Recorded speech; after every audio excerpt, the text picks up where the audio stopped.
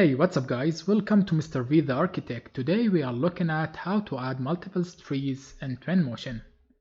Go to Contacts, go to Vegetation Paint, choose what type you want from these trees. Choose this one. And this one.